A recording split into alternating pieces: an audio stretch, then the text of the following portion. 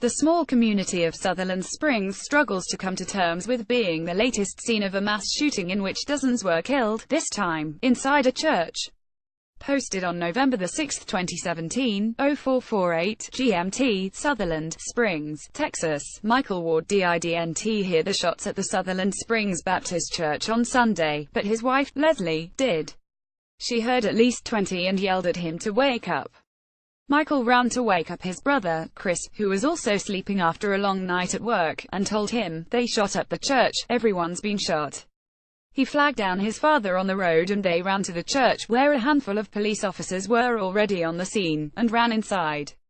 "I was just looking for my nephew, looking for my nieces, searching all over," Ward said. There was a woman who'd been shot 3 times in the leg, and she was doing all she could to help. They started pulling bodies out. All 4 of the children who had gone to church with their mother, Joanne, that morning, Rihanna Garza, 9, Emily Garza, 7, Ryland Ward, 5 and Brooke Ward, 5, were found. Ryland, Ward said, was shot 4 times, but as of Sunday night, as was Rihanna. According to the Dallas Morning News, Emily and Brooke did not make it, nor did Joanne. At least 26 people in all were shot dead inside the church. The gunman was later found dead in his vehicle after a short pursuit. It wasn't until later that the Wards learned that Chris had been mistakenly identified as the shooter, which then quickly spread through social media. Michael Ward recalled the mayhem outside a local gas station, where he had just bought a 12-pack of Big Red soda. His daughter, McKinley, tried to drink a Slurpee through a broken straw. "You've seen the photo of the shooter, right?" a woman asked. "Yeah, I saw that Facebook photo," Ward replied. They talked for a bit about whether they knew him. "My wife knew who he was," Ward said. "But my wife knows everything and everyone around here." Others described a number of close misses, regulars who, for whatever reason, didn't show up at First Baptist on Sunday morning. The ages of those killed ranged from preteen to in their 70s, officials said. "I've talked to so many people today who were supposed to be in that church today, but weren't," Ward said. The pastor wasn't here. "There were people who said they hadn't missed a day in 20 years and didn't go today. I don't know what that means." Sutherland Springs isn't city, it's not even technically a town.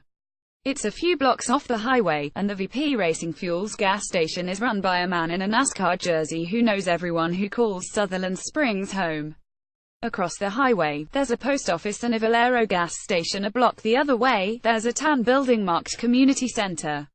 The Baptist Church is just a block south, and functions as a secondary community center, a place where everyone in town has seemingly attended at one point or another, and whose pastor helped register people to vote before the last election. Outside the Sutherland Springs Community Center, just before sunset, friends and family of those involved in the shooting gathered outside. As they waited, many holding each other arm in arm behind a mass casualty evacuation ambulance, volunteers from the Red Cross and the Salvation Army patrolled the perimeter, some offering bottles of water. As darkness fell, a few bystanders gathered around the bed of a pickup truck at a convenience store off Highway 87, just a few yards away from First Baptist Church, speaking in hushed whispers. "I'm just exhausted," one bystander who didn't want to be named told BuzzFeed News. "Hasn't hit me yet, maybe." Sidney Powell, a former congregant of First Baptist who's nearby, described the church as an inclusive, supportive community that opened its arms to its Mexican-American and Spanish-speaking residents.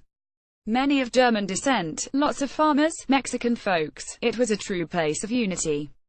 Beautiful place," she told BuzzFeed News. At the Sutherland Springs post office, the blue sign of the First Baptist Church could be seen in the background as more than 100 residents and neighbors gathered for a candlelight vigil.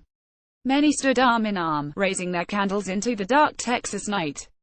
A neighboring pastor led the service calling for unity. "We are here to say to this community that they are not alone," he said. "In front of you are hundreds who will pray and who will gather and who will remember today for the rest of their lives." Outside the Ward's house, Michael's wife, Leslie, was pacing back and forth on the phone. She described Ryland to the person on the other end. "He looks just like his father. Just like him." Michael Ward was still holding the 12-pack of Big Red soda. "The kids were all in the back," he said, because they had just come in from Sunday school. "All of them in the back." His daughter, McKinley, just so happened to be at the flea market that day with her grandmother. she's glad she wasn't at the church. But I'm scared that something else bad is going to happen, she said. When asked to read what was on her shirt, McKinley looked down in the fading evening light, pointed, and read slowly, "Courage is found in unlikely places. Got a confidential tip submitted here.